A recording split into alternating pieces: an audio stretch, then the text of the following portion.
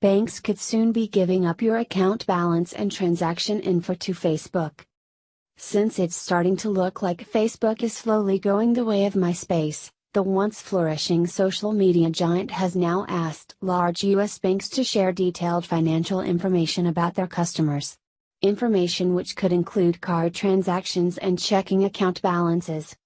All this comes as Facebook is desperate to try to offer new services to users who pretty much either think the platform has become stale, don't trust it anymore after many user privacy missteps, or because of its censorship of right-wing media on their platform. Here is more on this story via the Wall Street Journal. Facebook increasingly wants to be a platform where people buy and sell goods and services, besides connecting with friends. The company over the past year asked JP Morgan Chase JPM 0.03% and Co., Wells Fargo WFC 0.10% and Co., Citigroup Incorporated C 0.01% and US Bancorp USB 0.04% to discuss potential offerings it could host for bank customers on Facebook Messenger, said people familiar with the matter. Trending: Judge has had it with Mueller team, abruptly ends court after their humiliating screw-up. Facebook has talked about a feature that would show its users their checking account balances, the people said. It has also pitched fraud alerts, some of the people said.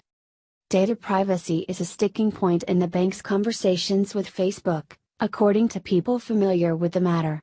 The talks are taking place as Facebook faces several investigations over its ties to political analytics firm Cambridge Analytica, which access data on as many 87 million Facebook users without their consent. One large U.S. bank pulled away from talks due to privacy concerns, some of the people said. Facebook has told banks that the additional customer information could be used to offer services that might entice users to spend more time on Messenger, a person familiar with the discussions said. The company is trying to deepen user engagement. Investors shaved more than $120 billion from its market value in one day last month after it said its growth is starting to slow. Facebook said it wouldn't use the bank data for ad targeting purposes or share it with third parties. We don't use purchase data from banks or credit card companies for ads, said spokeswoman Elisabeth Diana. We also don't have special relationships, partnerships, or contracts with banks or credit card companies to use their customers' purchase data for ads. Facebook shares climbed sharply on the news, up 3.5% around midday, marking the biggest gain since last month's historic drop. Banks face pressure to build relationships with big online platforms, which reach billions of users and drive a growing share of commerce. They also are trying to reach more users digitally. Many struggle to gain traction in mobile payments. Yet banks are hesitant to hand too much control to third-party platforms such as Facebook. They prefer to keep customers on their own websites and apps.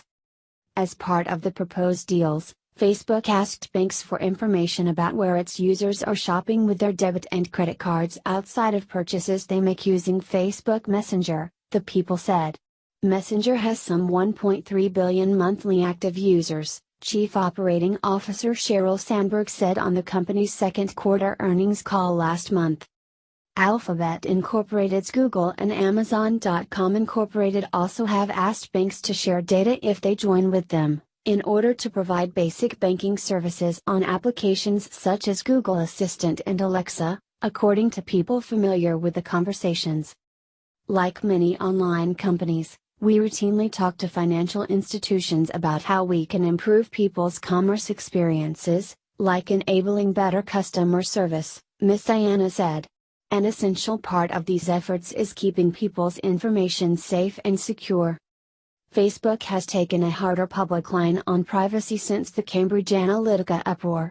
A product privacy team has announced new features such as Clear History, which would allow users to prevent the service from collecting their off-Facebook browsing details. It also is making efforts to alert users to its privacy settings. That hasn't dissuaded concerns about Facebook's privacy practices. Bank executives are worried about the breadth of information being sought, even if it means not being available on certain platforms that their customers use. Bank customers would need to opt into the proposed Facebook services, the company said in a statement Monday. JP Morgan isn't sharing our customers' off-platform transaction data with these platforms, and have had to say no to some things as a result, said spokeswoman Trish Wexler.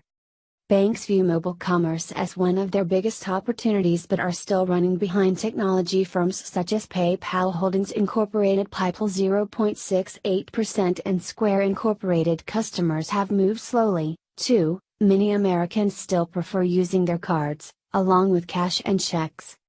Although Facebook has taken a harder public line on privacy since the Cambridge Analytica fiasco where people's information ended up who knows where by adding new ways to keep your private information safe, but let's be honest here, it may just be too late at this point in time.